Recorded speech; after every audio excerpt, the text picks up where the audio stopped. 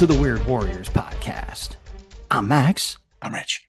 And on this podcast, we will be taking a look at the Weird War Tales comic book series published by DC Comics from 1971 to 1983. On this episode in particular, we are taking a look at issue number 78, folks. But first, Rich has a little something to say to you. A follow-up to a follow-up. I read my autographed copy of Nick Cardy, The Artist at War, that I got at the Outer Limits, published in 2011. Before beginning his career in comics, Nick Viscardi, that was his real name, was one of the young Americans shipped overseas to fight in World War II. He proceeded to do what he did best, carry a sketchbook and document his time in the conflict from beginning to end. From his basic training in the U.S., Cardy was deployed with the 3rd Armored Spearhead Division and fought through Europe, receiving 2 Purple Hearts on the way, ending up in Paris after VE Day. His sketches in pencil, pen, and watercolor are extraordinarily vivid and capture not only the humor and camaraderie, but also the horror of war. He was drafted on April Fool's Day, which he didn't think was very funny. Actually, we're very lucky we got to enjoy Cardy's work. He designed the Black Panther shoulder patch for the 66th Infantry Division, where he was initially assigned while in the United States. I mentioned that in an earlier episode. Cardy got sick with pleurisy on the Atlantic crossing and had to be hospitalized. On Christmas Eve 1944, the troop ship Leopoldville, carrying the 66th to France without Cardy, was torpedoed and sunk by a German U-boat while crossing the English Channel. Over 760 troops went down with the ship or died of hypothermia, many of them Cardy's friends. Despite the fact he didn't know how to drive a tank, he was reassigned to the 3rd Armored as an assistant driver. Hey, it's the Army. Later, the commander of Cardy's tank had his head blown off in a German ambush, which is where Cardy got wounded the first time. This is an outstanding book, and a DVD comes with it where he's interviewed. Cardy did the covers of 3 early issues of WWT. He died in 2013 at the age of 93 and is buried at the Sarasota National Cemetery in Florida. And I did some more in-depth research for Andy Stewart Combat Nurse in Unknown Soldier 226 to 228 that we mentioned a couple episodes ago.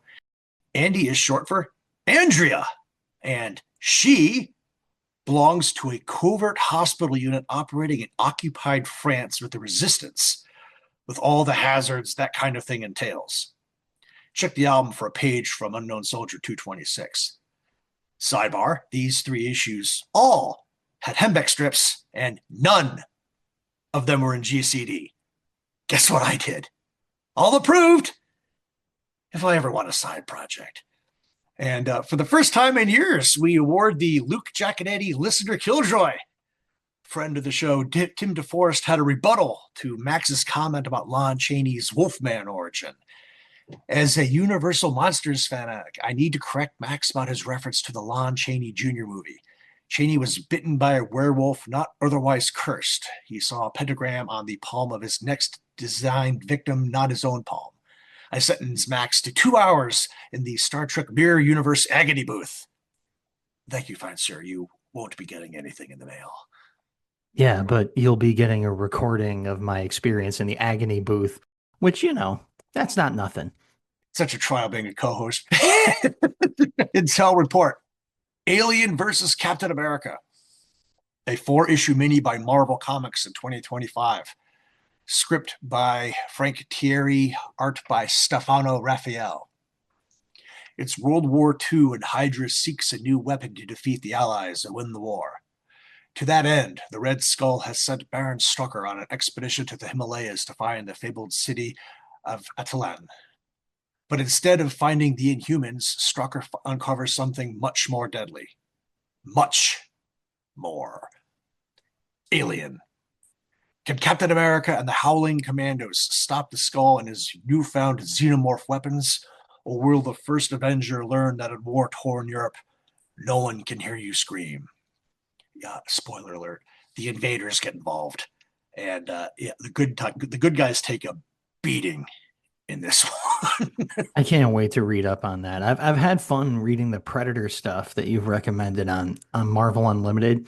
And I've heard really good things about this. Like people are like, this is even better than any of their Predator stuff. So I'm a Captain America guy, I'm a Howling Commandos guy, and I'm definitely an Invaders guy because Frank Robbins drew a lot of that series. So I read most of them. So I'm really looking forward to digging in here. Cover detail of the issue in question. Art by the master, Joe Kubert, 40 cents. Weird War Tales is red on white. In the star-studded expanse of outer space, skeletal Native Americans wielding spears and shields ride bat-winged horses as they attack a space station. An explosion highlights the desperate and overmatched crewmen attempting to defend it.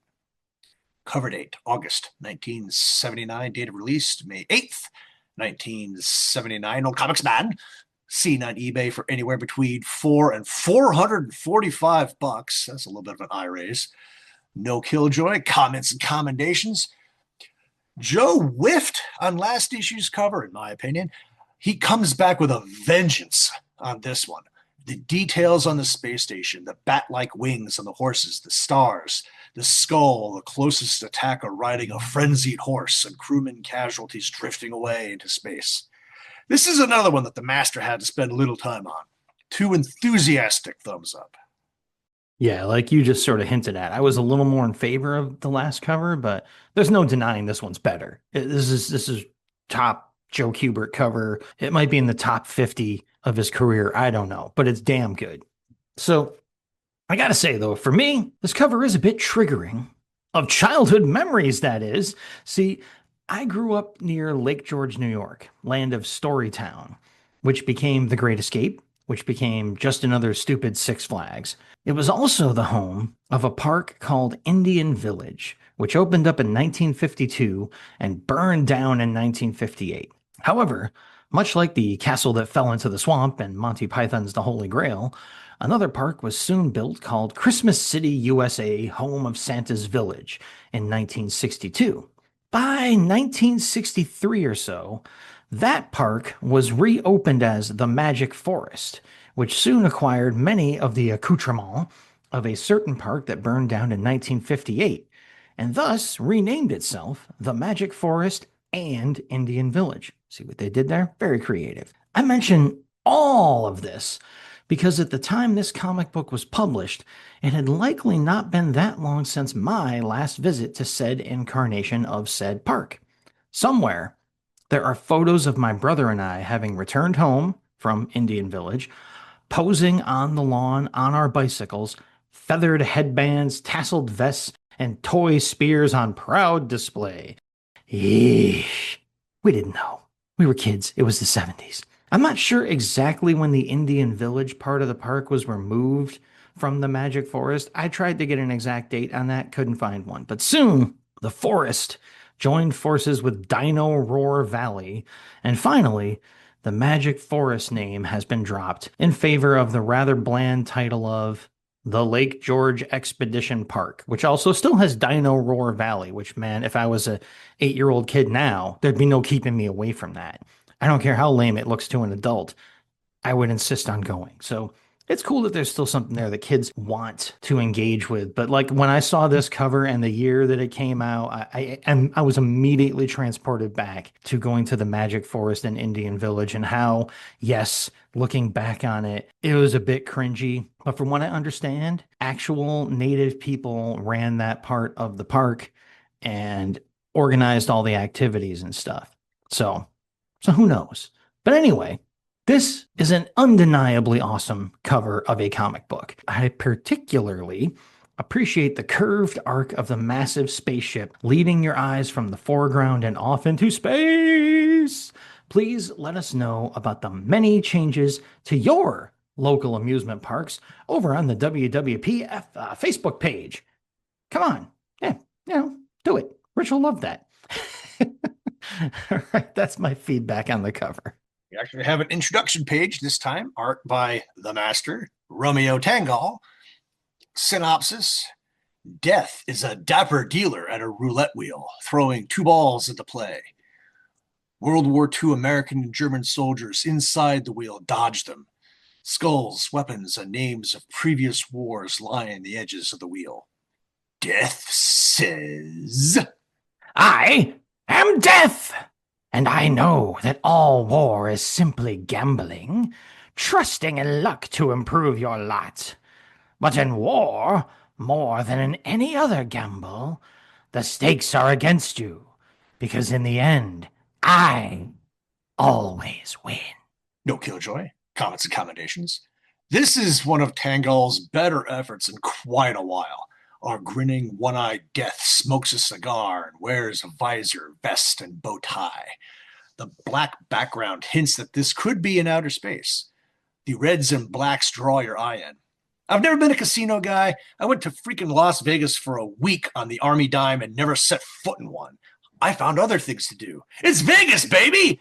That said, this one works for me, and perhaps is a lead-in for the cover story. 2 more thumbs up. On my side of things, I'll say, this is the stuff. It's a bit light on the conflict, what with the 2 lonely soldiers on the white disc seeming more afraid of the roulette balls, which, as I had to look up, are called pills for those of you without a crippling gambling addiction, than of anything else they might be afraid of. But given everything else that's going on in this image, I'll let it ride. I mean, slide. I like to imagine that the names of the wars and all the other images on the wall of the roulette disc are constantly changing too, like some devilishly digital display of doom. Hey, why should Death play fair, huh? I mean, I loved it. It's a great intro page. A great cover, great intro page. I'm hoping that the momentum carries forward. What better way to find out what comes next than to get into our first story of the issue? It's the cover story, and it's called The Indian War in Space. It's 8 pages long. Script is by only timer Michael Uslan, or Uslan. I'm not sure how to pronounce it, but we'll get into that guy later on. Art is by Romeo Tangal. Synopsis for The Indian War in Space starts off like this. Life is an endless cycle. If you probe deep enough into the mysterious future, you'll find once more the dark past. The final space shuttle powers away from Launchpad 31, armed with enough nuclear and laser weapons to neutralize the rebellious alien population of Earth colony Antares. Instead of putting down a revolt, however, this craft will precipitate a cosmic rampage of destruction that the history books will record as The Indian War in Space. Within seconds, the ship passes through the atmosphere, and a deadly rendezvous between science and the supernatural is at hand. And the final link in a nightmarish chain of events has been forged. A chain that will hang from the neck of man forever. Warping through the blackness of space, a deathly chill invades the craft, which no amount of speed will enable it to escape from. The only heat seems to come from the conversation between Major Seth Adams and Captain Flint McConnell. Well, Flint, this will be a big advance for our space colonization program, and help keep the aliens restricted to the nebula reservations as well. How can you say that, Major? You know that what we're doing is assembling a killer space station to keep displaced aliens off their planets, while Earth keeps pushing its galactic frontier further and further. The shuttle links up to the space station as the premonition of pending disaster permeates the vacuum of the black void. Red alert! A missile streaks from the surface of Antares, only 10 seconds until impact. Major Adams runs to the command post and orders a laser to fire at the missile. It does, destroying it. Adams turns his wrath on the current station commander. What's going on up here, Captain Boone? I was sent to take over this base due to the number of alien uprisings on Antares. Now they're firing on the base itself? Sir, we've siphoned their resources and food supplies, but we've been meeting some fierce resistance because, well, we've never actually seen the Antarians. Never seen them? You have gremlins firing nuclear rockets at you? Enough Antarian tricks. If they don't like the Nebula Reservation and want to cause trouble, we'll wipe them out. I want 3 one-man saucers ready to go and armed to the teeth. The Antarians may be invisible, but their villages aren't. McConnell is horrified. You can't be serious. I won't go. This is a direct order. You'll follow orders or I'll have you vaporized where you stand. It is mere minutes later that 3 engines of destruction hurtle swiftly toward their blue orb victim and prepare to carve their names into the tree of destiny. They open fire on the villages. The massacre continues without resistance, and from the heart of McConnell's craft, some semblance of remorse. Far too little, far too late. It's horrible. They don't even fight back. We can't see them. There may be children down there, but what can I do? I'm a soldier. I'm supposed to follow orders.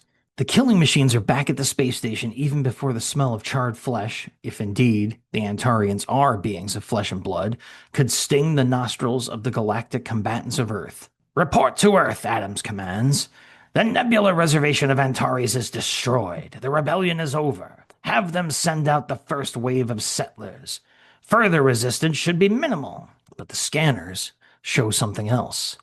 Who can truly say when life ends and death begins in one end of the universe or the other? The laws of nature for one world give way to the laws of the occult for another. The crew of Earthmen run madly about the bridge, not quite knowing what to do, as the view screens show the bones of Antarian dead rise from their graves, for their unholy purpose is clearly vengeance. Even strange creatures from outer space can bleed red blood, and the burned, charred ground is still cluttered with pools of the stuff from the laser attack. Their own lifeblood becomes war paint. Slowly, sluggishly, the stiff corpses of clanking bones creak their way towards the vehicles of destruction. Winged horses, and they don the eerie combat garb of the undead, garb that looks amazingly familiar to a host of horrified onlookers from Earth. Feathered headdresses, spears, bows and arrows and shields. Terror courses through their veins. They sense disaster at the hand of a bloodthirsty tribe of savage Antarians who are now fully visible and fully armed for revenge. Red alert! The space soldiers suit up and enter the weird battle among the stars. But the killer space station already spews forth flames and is tightly encircled by a noose of Antarians. Man your battle stations! We'll fight to the last man if necessary! But Adams knows he's blundered. Because they were primitive and rarely showed themselves, I thought we could conquer them. But now the Antarians are about to wipe us out. Captain Boone falls, and McConnell screams at Adams in a rage as he throws his blaster away. This is your fault! You plundered their planet mercilessly, murdered their people, and hated them for being different than we are. I won't kill for you anymore. I finally have the guts not to follow others blindly, but it doesn't matter, does it? We're both dead men anyway. The book of life slams shut on Captain Flint McConnell, a pain-blinding instant later. A fire arrow embedded in his back. A second arrow pierces Adams's shoulder, and in the far reaches of space, on the site of a burning Earth outpost, one man burns with hate in his last stand. Come on, then. Do your worst. I'm Seth Adams, Major Seth Adams, and no one, no thing is gonna take me alive. He screams as the Antarians swarm him, and so the universe and life itself continue to work in cycles. History repeats itself again and again, and will forever continue to do so, until man one day finally opens his eyes and heart to the meaning of humanity. Killjoy! The Earthmen go into space to fight the attacking Antarians without helmets on. Oops. And I'm stepping in here with a rare comic industry minute. As I said, we're getting back to the author of this story here. In 1979, Michael Uslan teamed with longtime Hollywood producer Benjamin Minotaur to purchase the film rights to DC's Batman. As of 2025, he continued to own the rights, now with Minotaur's estate, following that man's death in 2018. Starting with Tim Burton's 1989 film, the pair are credited as, quote, executive producers, unquote, on all Warner Brothers Batman and related films, including various direct-to-video, feature-length animated films, but due to the nature of the deal, they will never be credited or paid royalties for any episode of television using Batman. Uslan continues to be credited as executive producer on the Warner Batman film franchise entries, the latest being 2022's The Batman and 2024's Joker Folie à Deux. So yeah, you've heard this guy's name before, and it's because they pulled off an exploit and they're camping out on the rights, so they get to have their names and they get paid for any Batman movies that are made, even though they don't lift a finger to make them. That's the guy who wrote this story, trying to lecture you about imperialism and taking things that don't belong to you and whatnot. Huh? So, comments and commendations on the story that the very opportunistic Mr. Uslan wrote. And I'll say the host that opens up the story is great, and the logo is pretty okay, saved by the creativity of how the word space is lettered. But as Rich will get into, the title itself is kind of a letdown. Tang Hall's spaceship on the opening has some classic Carmine Infantino sci-fi stylings to it, so that perks me right up right away. Something about that cloud of rocket exhaust in the final panel of that page gives me Sergio Aragonés vibes too. So overall, this opening page gets things off to a pretty good start for somebody like me. I'd say, however, after this, things become a bit unglued and they only get more so as the pages fly by. First off, is this the Antarians' native planet Antares, as it's referred to in panel 6 of page 2? Or is it the Antarians' Nebula Reservation, as Adams barks out in panel 1 of page 5? Flint seems to imply that this Antares is the aliens' homeworld in panel 1 of page 8. Going back to page 2, we see in panel 5 that Flint and Adams are having an argument about politics in a comic book? But a bunch of Twitter dummies told me that sort of thing never used to happen.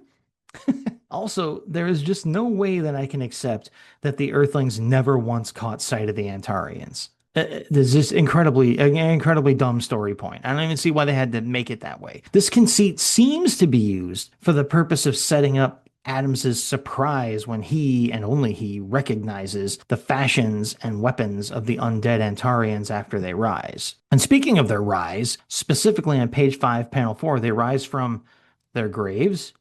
Who dug them? Where did all the blood come from? How about all the bones, man? These people have never been seen by the orbiting space station surveillance equipment, right? What do they got up there? A telescope from a Fisher-Price pirate playset? That all being said, the skeletal army using their own recently shed blood as war paint is pretty metal. And having them ride bat horses directly into space right afterward in order to fire energy arrows at a space station is something I'm having a really hard time being mad at. The art is pretty great throughout this entire story, so there's that too. I know I spent most of my CNC on nitpicks and my own personal confusion, because reading through the script, I think it's made more clear than I caught that this is the Antarians' native planet and they're about to be booted off to the Nebula Reservation. But on my first couple of read-throughs, it was pretty murky. So, Rich writes a better script than Uslan writes a comic book story, I think. Yeah, I'm still giving this story high marks, but I had a lot of nitpicks too. Huster in outer space! This is a terribly unimaginatively named story. There had to be a better title out there somewhere. I bet the history books won't record it as the Indian War in Space. Uslan's writing is a bit repetitive and definitely overdramatic. The one-eyed, deathly narrator in the first panel is great. Almost looks like he has a jeweled eye.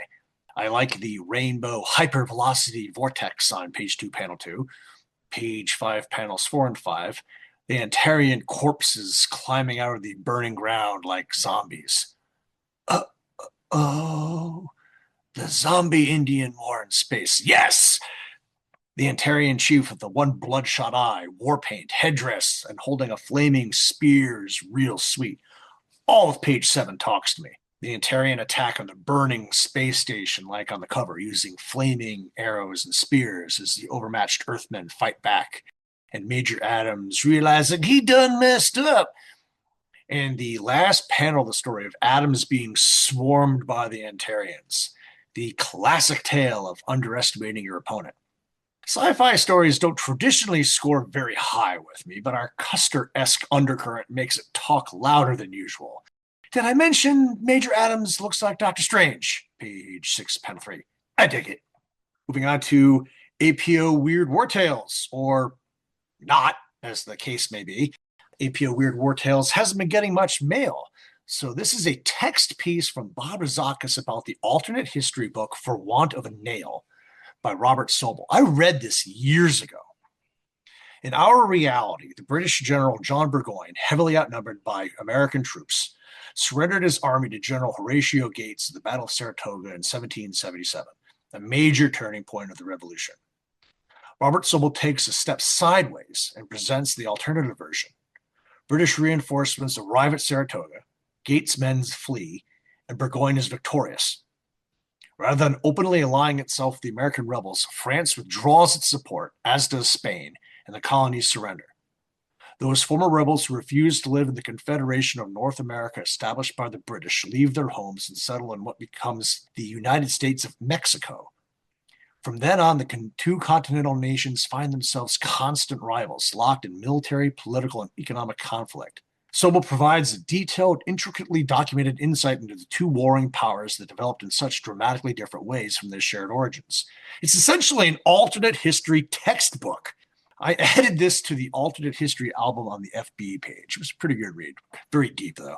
Hang on. I actually just came up with something while you were reading that for want of a nail. And I thought, man, how did I miss the DC Comics connection here? Bingo. Exactly. I quickly looked it up. I read Just it. to I have mention, it. yeah, like of course you do as an alternate history thing, because it's very unlike you to be like, oh yeah, I have this Superman Justice League type story, because why would you care for the most part? But The Nail, put out by DC Comics, originally a 3-issue miniseries. Let's see, published I don't know when, but it dealt with the fact that a nail in the way of John and Martha Kent's vehicle popped their tire, so they did not find the spaceship with baby Kal-El in it.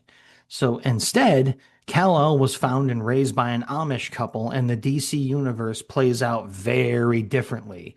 And there was even another series, Another Nail, that wrapped up some of the loose ends from the original miniseries. So I'm shocked that I didn't think of that, because I did read your APO Weird War Tales thing before finishing my part of the script. And I was just like, oh yeah, for want of a nail, boop, boop, boo, went right by me.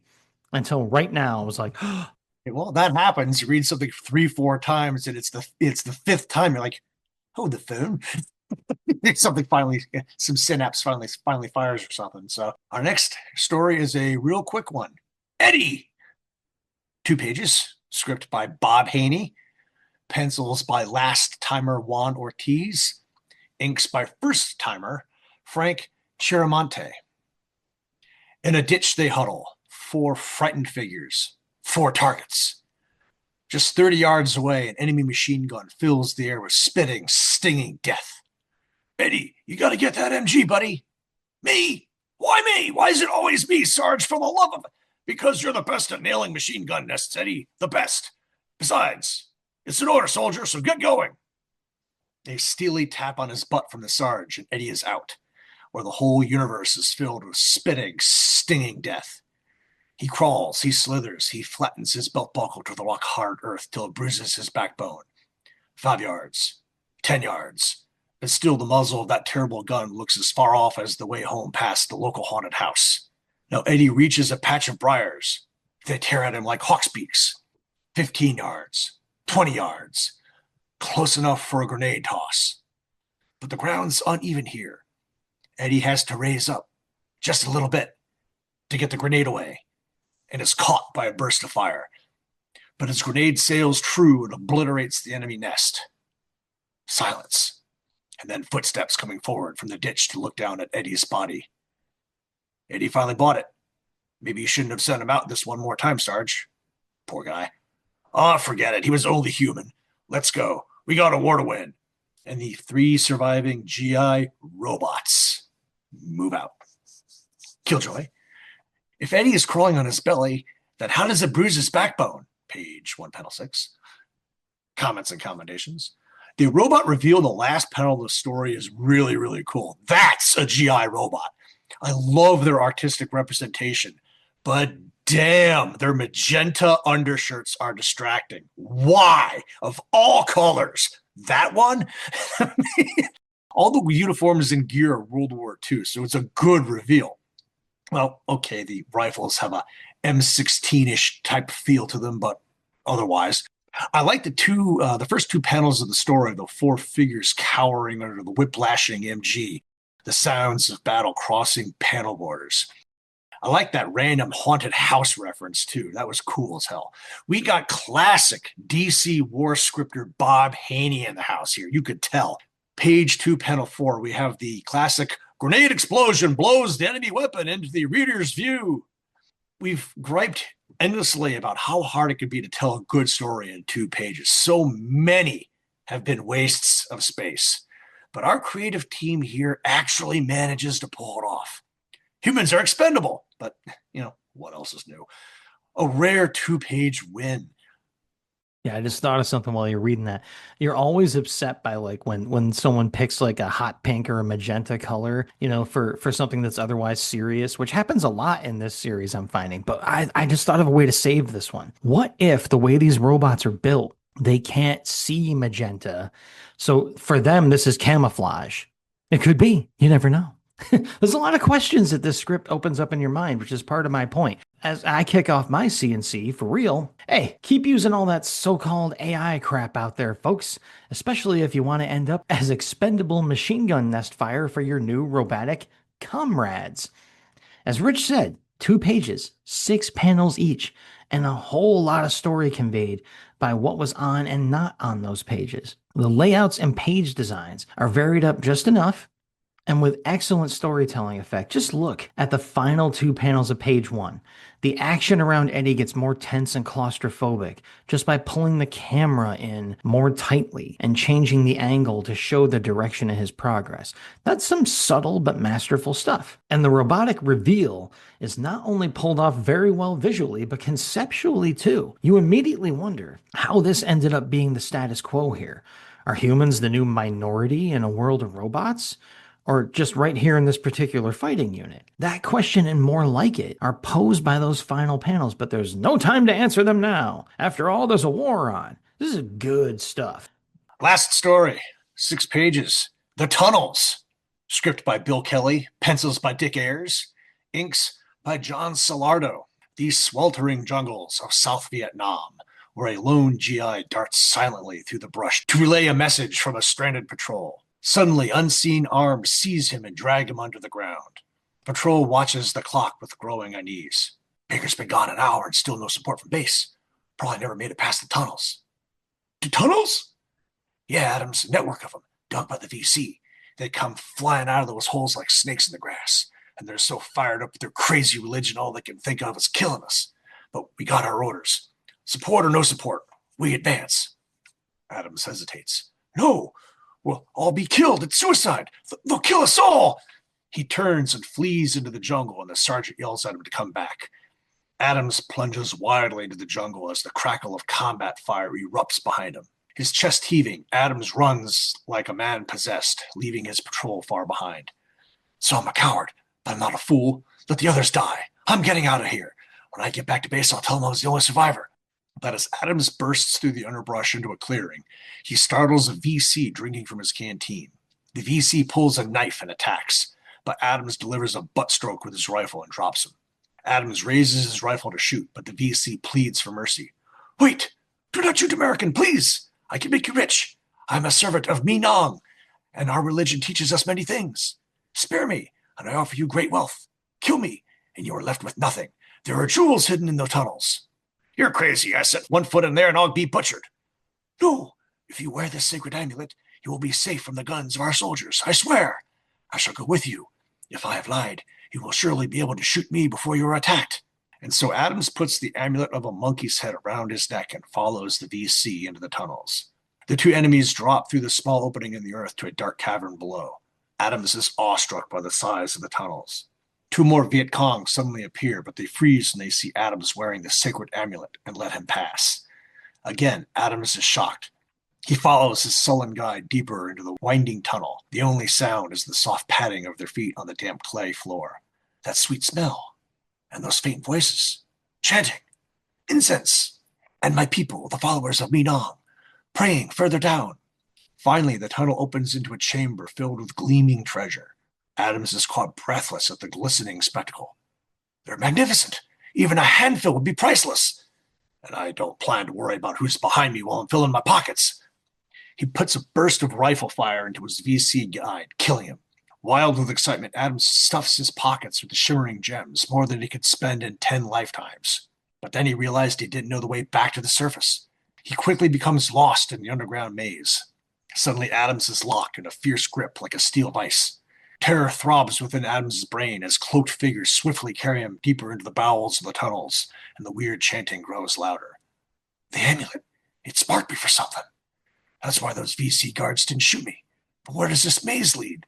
Why are they chanting Me Nong? Adams remembers what the maze was used for in ancient mythology, remembers what was found deep within it, as he is now. And he realizes that Minong is an oriental derivation of Minotaur, as the cloaked figures hurl him screaming into the massive beast's pit. The end of Adams. Killjoy was here. There are random panels throughout the story of Americans running around with bayonets attached to their rifles. Unless you have an immediate need to use them, you don't do that, especially in the jungle where it can catch on things. And how is that patrol stranded? If one GI can make it, can't they all? Is the radio dead? And then they just move out anyway?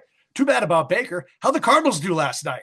I also looked up Minong online and found nothing about a Vietnamese version of a Minotaur. Yeah, I tried to do a little research too, just to pick up my end of the, end of the mythology stuff that I'm usually good for on the show here. So I got to be good for something. And yeah, nothing. Not even anything close is out there. So this was just something they did for this story because they wanted to do a guy lost in tunnels. Someone thought maze, someone thought Minotaur. Boom, you got a comic to put out. Get moving. I'll kick off the comments and commendations for this one. And we start off with no host. So one demerit. Simple title logo, but a surprisingly effective use of an equally simple drop shadow effect on that logo. So one demerit counteracted. I know the art says Ayers and Solardo, but the first page of this story looks so different from the rest of it that I almost thought Solardo did all of the work, or at least all the finishing on page 1, with Ayers working solo on the other 5. I mean, I really like the grittier look of the first page, as well as the cleaner Bob McLeod-like look of the rest of the pages, but it does look like quite the split in tones to me. And yes, I know Bob McLeod's signature style comes along after this story, but not much longer afterward. And either datum point happened over 40 years ago now, so regardless, there is an excellent mastery of craft going on here, with the use of faintly detailed silhouettes for the background forest and the sky in the final panel of the opening page, which was preceded by a comparatively hyper-detailed close-up of the underground hideout's grassy entrance in the panel just before it. I appreciate that kind of stuff. It keeps the eyes interested in what's going on. As for the rest of the tale, the art continues to impress throughout the whole thing, even with the apparent shift to a much cleaner inking style that at least I perceive. But the writing goes underground right along with poor, stupid Adams, in my opinion. I know he's a coward, so maybe that's why he's willing to make himself go for the patently absurd idea that a talisman will keep him safe from the enemy when he goes down there in their own tunnels, hiding from them. I don't know. I can see him being dumb and greedy enough to execute his only guide, though.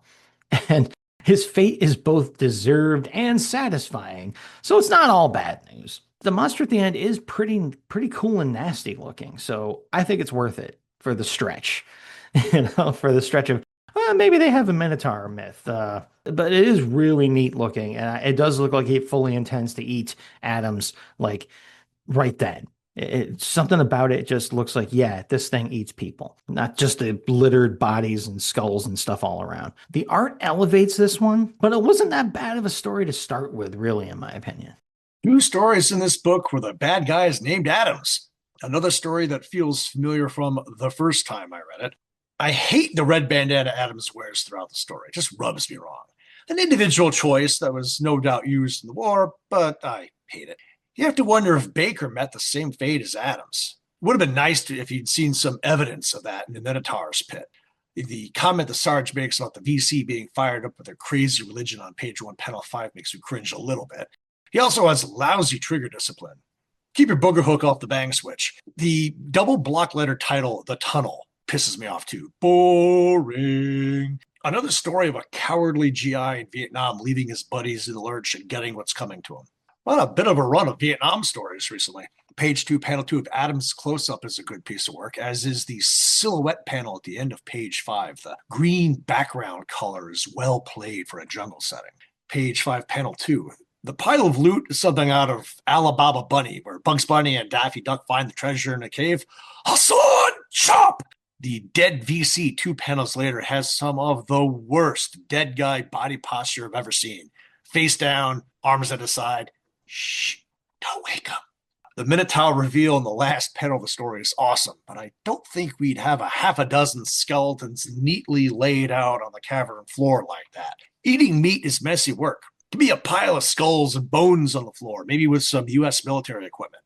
That's a cool monster. Much better than that alien twink last ish. Yeah, I said it. You know I'm right. Green and brown fur, horns, fangs, easily about 2 or 3 times the size of a human. An approving nod for this one. Much better work from Kelly this go round. All right, so there we go. That's the final full-length story in the issue. And we are moving on to the Daily Planet Extra insert, which features, as it often does of late, a Hembeck strip. A little Fred Hembeck 2-panel joke strip. And the first panel has the character Scalp Hunter saying, "The folks at DC have gotten me, Scalp Hunter, a new job. Head of Gene Hackman's wardrobe on the next Superman movie." And in that panel, he's displaying his scalp hunting hatchet and sort of smiling to himself because, going to be hacking off Gene Hackman's hair, apparently. Get it? Oh, waka, waka, waka, waka, waka. There you go. It's the same kind of corny joke that you get in every Hembeck strip, delivered exactly what it's there to do. But I have a little aside to take here. The character being displayed here of the somewhat hasn't aged very well code name of the Scalp Hunter.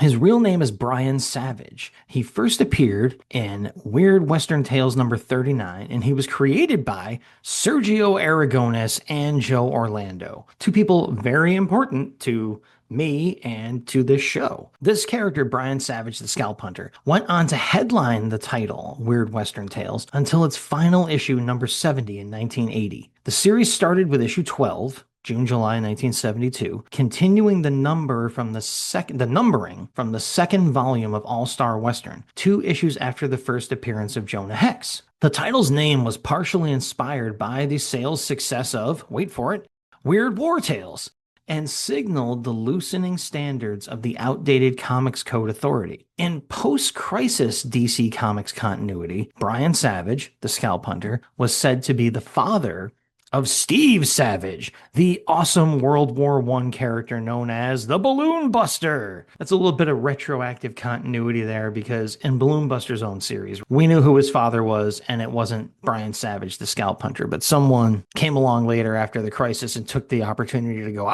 but what if he was? And it wasn't even Roy Thomas, because, Roy likes to do that. Oh, they have the same last name, they must be related, boop, like over and over again, but this wasn't him this time. So that's my little aside on the 2-panel corny joke featuring Scalp Hunter. That's the kind of work I do here, folks. Guess what? Not in GCD yet again.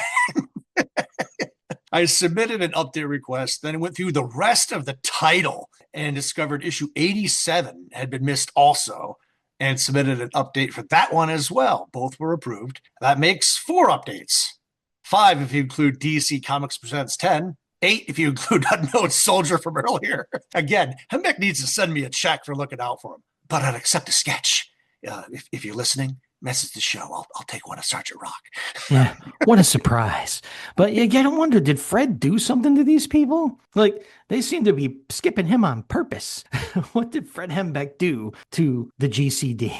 Well, it's 3 different titles. So if the numbers are that poor for the 3 titles I'm aware of, you know that if you go through any of the DC books, that the numbers have to be crap. I mean, you mentioned before about there needs to be a collection of all of the Hembeck strips from the DC books just collected someplace. Yeah, that would be cool small because they're all like 2 or 3 panels. It could be like a little pamphlet size thing, like one of those old Garfield collections, the small ones where it's laid out so it's the size of a newspaper strip. It would sell, especially right now. You got us. We're old people. We have some money to spend. Hit that nostalgia button and let me go get my little pamphlet of corny Fred Hembeck cartoons. Come on. And he's still alive. He totally would sign off on it. He'd probably make some new ones. Hell yeah. Special edition or something. Hell yeah. A little commentary on them such that, can be made. But or some new stuff, yeah, that's whatever, man. You do put out some Fred Hembeck stuff, there's going to be an audience, all right, DC? Don't worry, the accountants will be happy. So moving on to the next part of the book, ads. Yeah, foreshadowing laughter here. We were going to get here eventually. It's 1979, and here we are. OJ, spot built sneakers, built BILT. It's a drawing of a black kid and a white kid standing in front of OJ Simpson. Everyone is smiling. He has his hands on their shoulders and they're pointing back at him with their thumbs. We wear spot built just like OJ. Like OJ, kids too need the extra step when they're on the spot. That's what they get in spot built for football, for soccer, for baseball, for any sport played on natural turf. And like OJ, a lot of other superstar athletes wear spot built. They've even helped Spot Built design better shoes for pros and kids to perform in. For beginners, intermediates, and budding All-Americans, there are multi-purpose Spot Built juice mobiles and light mobiles. For specialized athletic action, there's a full line of finer Spot Built football and baseball shoes and a superior new wave of Spot Built soccer shoes. There's a pair that's priced right and made right to fit every kind of OJ. And because Spot Built is made better, it's sold better. Only at fine sporting goods stores. And while you're at a dealer, pick up your free copy of Spot Built's All-Star Baseball Tips or send 50 cents to Hyde Athletic Industries, 432 Columbia Street, Cambridge, Massachusetts, 02141. Spot Built, the extra step when you're on the spot. Or running for the law? I've got no recollection at all of Spot Built sneakers. Spot Built? Cross your eyes a bit and that becomes blood spot. Too bad the real killer could never got caught, eh, Juice? Oh, wait. You're dead. Good. Thanks for ruining the Naked Gun movies for me, jerk. I don't know if this has come up on the show before, but here's where I reveal I wrote O.J. Simpson a fan letter as a kid because of his acting career. Since I was too young to remember a sports career, I got a personalized photo back of him in a Buffalo Bills uniform. I still have it. Check the album. I always wondered if it would have been worth more if he'd been found guilty. I've been to Canton, and it was uncomfortable looking at his bust in the Hall of Fame. Spoiler, you know there's going to be more OJ ads in this book going forward, and we're probably going to have to pick a few of them. Just oof.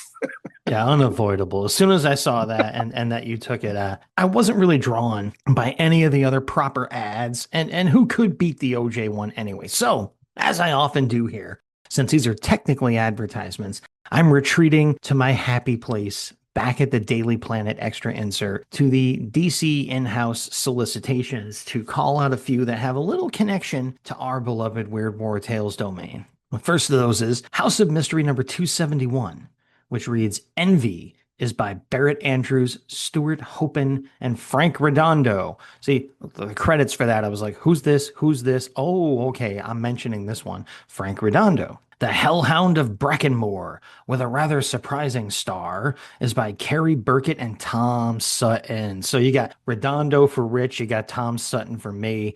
That's a heck of an issue. I even looked into it, and I don't know who the surprising star of the Hellhound of Brackenmore is, because it's just a bunch of characters that I've never seen before and never seen again. Anyway, next on the list here is The Unknown Soldier number 230, where it says, the soldier's mission is to save a sparrow, by Bob Haney, Dick Ayers, and Jerry Teleoc.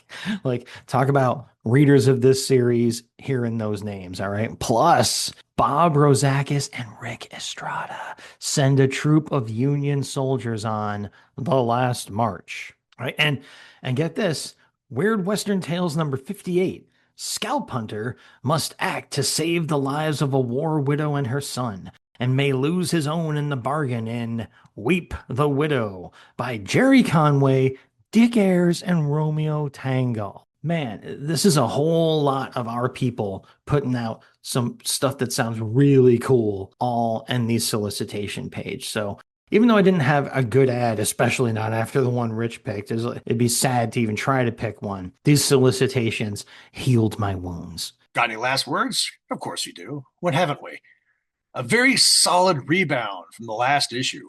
Awesome cover, great intro page, space zombies, GI robots, minotaurs, alternate history, and a murderer on the ad page. Burn in hell, Orenthal. Oh yeah, definite keeper. I think we're going to have to give the overall win to Zombie Indians. Yeah, I mean, there's really no question there. The other stuff is pretty good too, all around. I almost want to give the win to the two-pager for how good it was in 2 pages, but you have to go with the Indian War in Space, even with all its flaws. Like, in general, despite all my nitpicks, which I always have a bunch of, I had a blast reading this issue, and it stirred up some pretty great memories from my childhood. to boot. So that's a win where I come from, partners. All right, that's it. We're done. But we're not quite done. We're moving on to the scuttlebutt part of the episode here. That's the part of the show where I remind you we have an awesome Facebook page. It's the Weird Warriors Podcast Facebook page run by your man, Rich. And we also have merch that you can buy on redbubble.com. You can get our amazing logo. You know what I'm going to say? It was drawn and designed by Bill Walko, Walko. Look him up. He's awesome. If you get that really cool looking logo put on any piece of merch that you can buy on redbubble.com, you'll be like, what, the seventh person to do so? Anyway, um, counting Rich and me. Uh, but if you get that merch, you take a picture of it, you send it by messenger to the Facebook page. Rich will give you a Sam star. You want one, he shouldn't have any left. Also, we allegedly have a YouTube page that I'm uploading videos to. I'm almost there. I'm almost there. It has taken a long time. I got one more session of sitting down and I'll be pretty much current. But if you would rather listen to a podcast on YouTube for whatever reason, or you just want to have a picture of the cover of the issue we're talking about up on a screen in front of you while we're talking, I got like 90 videos uploaded there. And that's an option for you now. Go to YouTube, type in the Weird Warriors podcast. I think we're the only page that shows up, and have yourself a heck of a time. Heck, even if you've already listened to all this stuff, go back to the beginning and listen to it on YouTube. It's a whole different experience, I think. All right, so that's my part of the scuttlebutt. Rich, what do you got? Replug Volume 8. Going to head west to where the in-laws live. Bookery Fantasy, aka Bookery Collectibles, 16 West Main Street, Fairborn, Ohio. With over 4,000 square feet in downtown Fairborn, they are Ohio's premier shop for vintage comics, pulp magazines, original movie posters and lobby cards, vintage paperbacks, and rare books and first editions. They are also the publishers of the Bookery Guide to Pulps volumes and buy collectibles including major collections and estates. They have a sprawling gaming area also. I've had a lot of success there over the years. It's pretty close to Wright-Patterson Air Force Base and the U.S. Air Force Museum, which is always worth a visit. I'm actually overdue to go back. Maybe next time I'm in Western Ohio. www.bookeryfantasy.com. Check them out on Facebook. And let the voting for the 2026 listener-selected Intel Report Special Mission continue. The official selections, Fanboy 4, Luftwaffe 1946, Families of Altered Wars series, Eden Frost, What If 71, What If the Gamma Bomb spawned 1,000 Hulks, Bombshells, Doctor Who the 10th Doctor 6 through 9, Kronos Commandos, We Stand on Guard, Cat Shit 1, The Dark and Bloody, Warbirds, Hill Hunters, Super Soldier Man of War, Baltimore, Cold Dead War, The Crows Skinning the Wolves, Silver Lake, Alien Armageddon 1944, What Were They Thinking, and Earth Divers. As always, if the fans decide to coordinate and select a book from outside of this time period, your wishes will be honored. Vote early, vote often on the FB page. We will keep the post of the selections pinned on the top of the FB page along with the most current photo album and episode. And we do have a couple of votes already, so but I'm not going to tell you which ones they are because it'd be irrelevant by the time this episode airs. So all that brings us up to the teaser for our next episode. Weird War Tales number 79. Playtime, Spy Time, Gods and Monsters, and the long overdue return of two favorites of the show. Max will be positively giddy. See you soon. All right. So, people, that's the end of the show. What show is this? Well, it's the Weird Warriors podcast. Who am I? I'm Max. He's Rich. Who are we? We're the Battling Bros. We're the Weird Warriors.